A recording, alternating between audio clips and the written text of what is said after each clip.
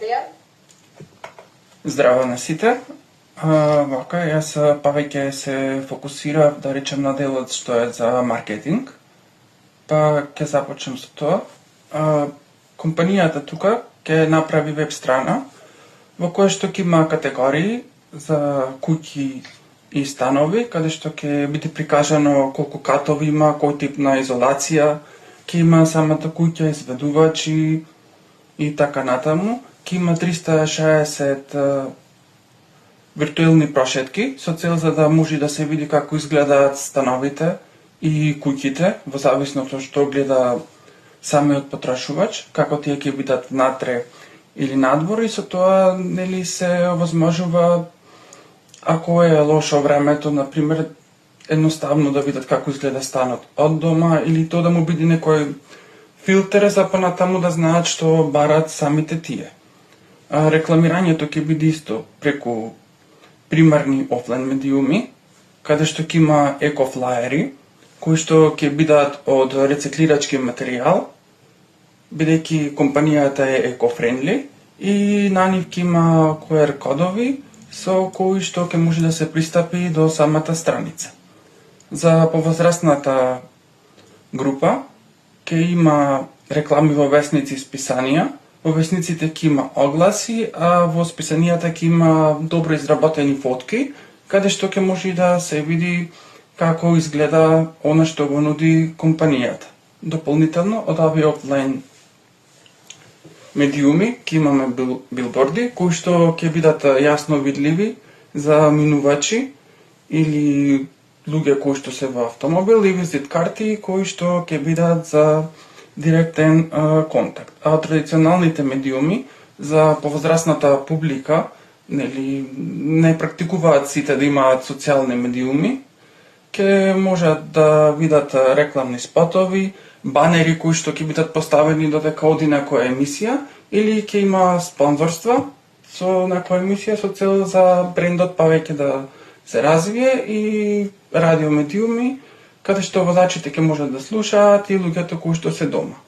Од стратегиски настани, компанијата ќе нуди соработка со компании за интериер, кои што ќе нуди решенија за самите купувачи, како да се уредуваат нивните станови, а исто така ќе се организираат отворени денови, каде што околината ќе може да се запознае со она што го нуди самата компанија на лице место, да види како изгледаат становите, каква е околината и така натаму.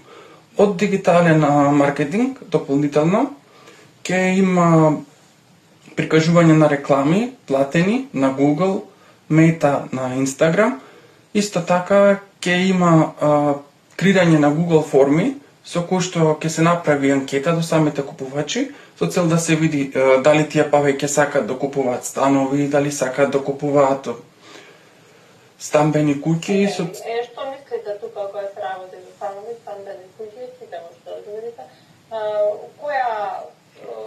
како правиме сегментација, кои таргет групи биде станови, дали повозрастна популација или помлади луѓе?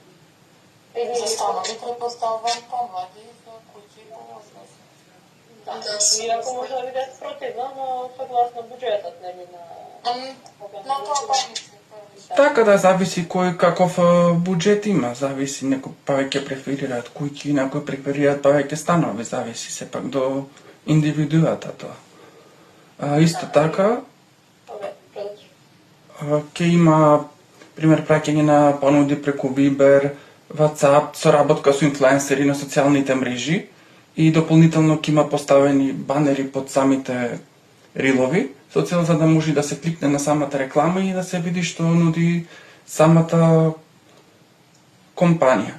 Сега исто така имам и дел за буџет во самата компанија, како ќе биде распределен. Буџетот ќе биде 20.000 евра, од кои што 8.000 ќе бидат за дигиталниот маркетинг, 5.000 за традиционалните медиуми, 4.000 за билбордите и флаерите, 2.000 за настани и 1.000 евра за резервен фонд.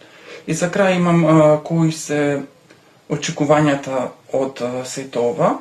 Тоа е продажбата да порасне 25 до 30% во првите 6 месеци, 40% да биде поголема видливост на локално ниво и да има поголема ефикасност.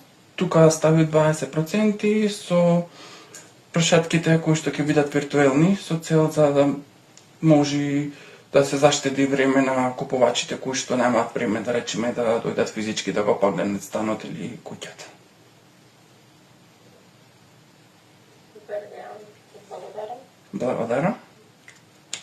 Јас нема сега да коментирам, испадате да кажете па некои заеднички служби и се финансираме.